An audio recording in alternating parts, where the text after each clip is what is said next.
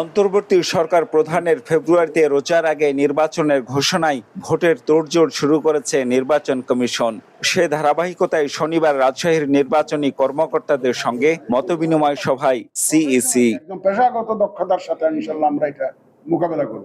বিগত সরকারের মতো ভোট নিয়ে অন্তর্বর্তী সরকারের কোনো চাওয়া নেই উল্লেখ করে এ সময় জানান, তেমন কিছু ঘটলে দায়িত্ব ছেড়ে দেবেন তিনি। আগে সরকার চেয়েছে, কিন্তু আমাদের তো এখন সেরকম কোনো সমস্যা নেই। যেদিন সরকার চাইবে সেদিন নাসিরউদ্দিনের চেয়ারে থাকবে না। বর্তমান কমিশন জনগণের পক্ষে কাজ করছে, কোনো রাজনৈতিক বিতর্কে থাকতে চায় না। তাই কেউ কেন্দ্র দখলের চেষ্টা করলে পুরো আসনের ভোট বাতিল করা হবে বলেও সতর্ক করেন এএমএম নাসিরউদ্দিন। তারা ঘুঘু দেখেছে, ফাঁদ দেখে নাই।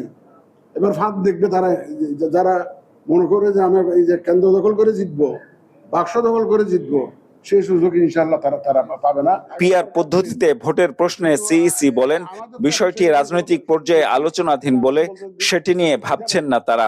আর আওয়ামী লীগের নির্বাচনে অংশগ্রহণ নিয়ে জানান, সে সিদ্ধান্ত নেওয়া হবে বিচারের রায় দেখে।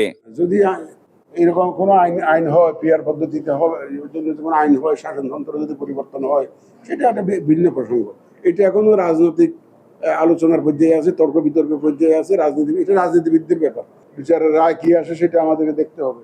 কিন্তু এখন তো তাদের সব কর্মকাণ্ড নিষিদ্ধ আছে, সুতরাং তারা তো রাজনৈতিক কোনো কর্মকাণ্ডে জড়াতে পারবে না। এছাড়া ত্রয়োদশ জাতীয় সংসদ নির্বাচনের রোডম্যাপ মোটামুটি প্রস্তুত, সেটি আগামী সপ্তাহেই ঘোষণা করা হতে পারে বলেও জানান প্রধান নির্বাচন কমিশনার। চেষ্টা করবো যে আগামী সপ্তাহের মধ্যে এটা। Ziaul Gani Selim, Star News, Rajshahi. এটা একটা আমাদের কর্মপরিকল্পনা।